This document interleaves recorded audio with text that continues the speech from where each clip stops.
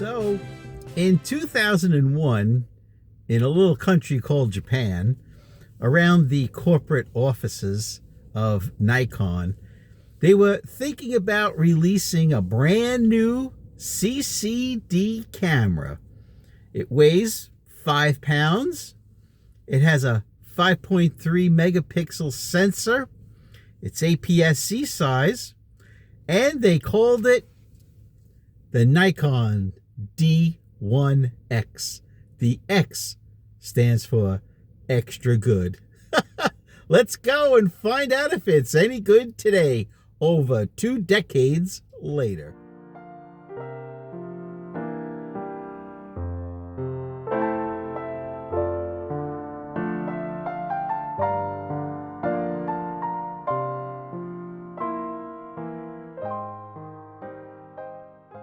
Hello everyone, Carmine from New York here. This is photo class number 579.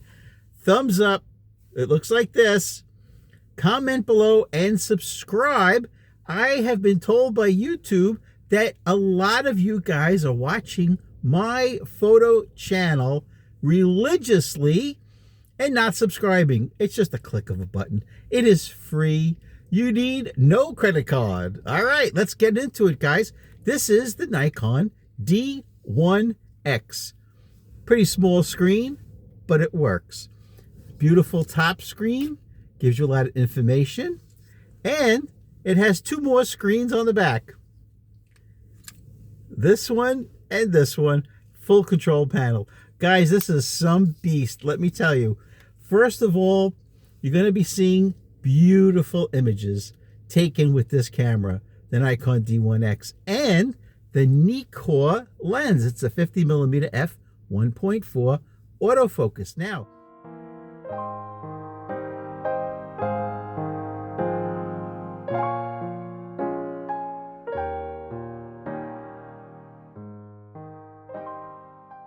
we have so much information to go over. First of all, what lenses can you use with this camera? Well, you can use the D lenses, right? Like the beautiful 85mm 1.4 D lens.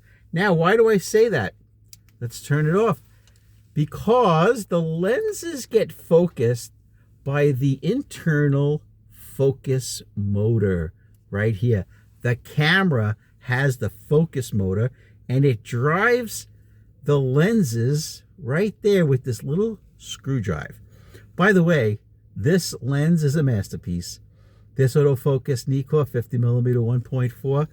Well, you'll be looking at the photographs taken with it, and I'm sure you will agree.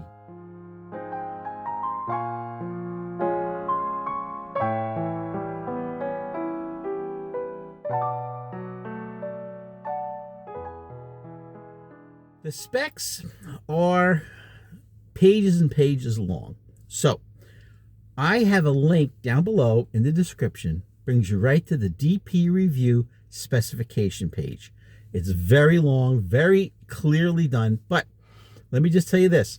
In 2001, when DP review, Phil Askey actually was the man that did the review, he gave it a highly recommended score. Now, this camera sold for $6,000. Unbelievable. Who was buying this camera? Well, people that can make their money back with it. Wedding photographers, sports photographers, but mostly photojournalists that were out there trying to get the best shot they possibly can. Now, let's go over some things that I find are the most important. First of all, the nickel metal hydride battery. Okay? Now, this is brand new. I just bought this. This one is from a company, DSTE. They make third-party batteries for these older cameras. They're not cheap. They're going to run you about 50 bucks, okay? They're not lithium, they're nickel metal hydride. Here's why I'm saying all this. You can find these cameras in great working condition for about $250. If you're going to buy one, make sure it comes with a battery and a charger. The battery that it comes with might be over 20 years old, might be the original Nikon, but at least it'll come with the charger. The charger will work. And then just get a new third-party battery. I recommend the DSTE. It works fine. But keep this in mind. CCD sensors, right, they use up more power than the CMOS sensors. And this is not lithium. So what you need to do with you, all right, I've got my spare here. In fact, my spare is the original Nikon one. It still holds a charge. That's fine. But keep that in mind. Now, let's keep going. What kind of memory card does it take? Well, it has a spot for one CF card, okay? And today I happen to be using, okay, the camera's off. You just push the button in and you eject it.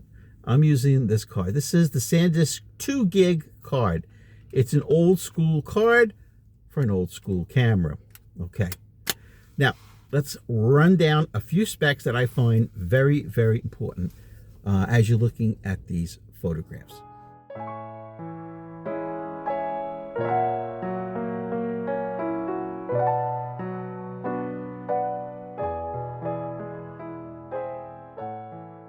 I have an original D1x video that I put up.